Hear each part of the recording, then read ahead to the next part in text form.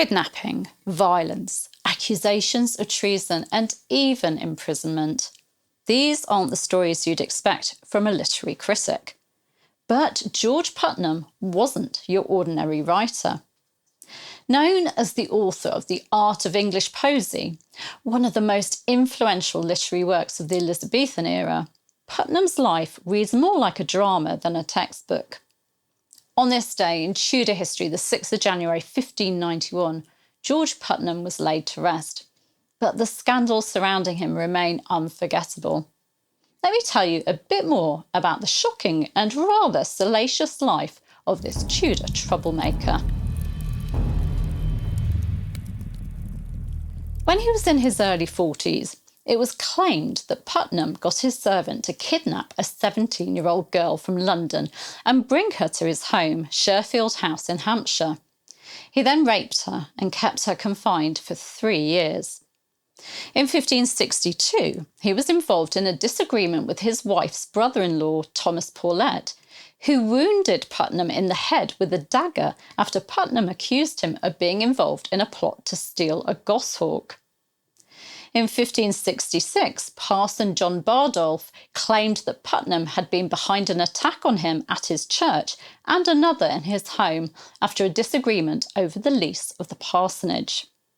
In 1569, when Puttenham was appointed a Justice of the Peace, Richard Horne, Bishop of Winchester, wrote to William Cecil, Lord Burleigh, saying that he hoped news of Puttenham's appointment wasn't true, for his evil life is well known, and that he was a notorious enemy to God's truth. At some point in 1569-1570, Puttenham was imprisoned in the Fleet prison for high treason, after being accused of slandering the Queen and inciting Giulio Mantuano to kill the Bishop of London. It wasn't a long imprisonment, as Puttenham was released in June 1570, perhaps due to his brother-in-law Sir John Throckmorton interceding for him. Throckmorton wrote to William Cecil, Lord Burleigh, appealing for Puttenham's release, but also describing him as careless of all men, ungrateful in prosperity and unthankful in adversity. Puttenham had a messy separation from his wife, the twice-widowed Lady Elizabeth Windsor. In 1576, he was excommunicated from the Anglican Church for refusing to pay Elizabeth alimony.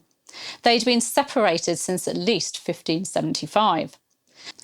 And in 1578, after Lady Windsor had finally been granted a divorce from him, he was arrested, although he was accidentally released after just 3 days. In the summer of 1579, Puttenham did agree to provide for his ex-wife, but this lasted just a few months. He was imprisoned again in 1584, 1586 and 1588, and excommunicated again in 1586.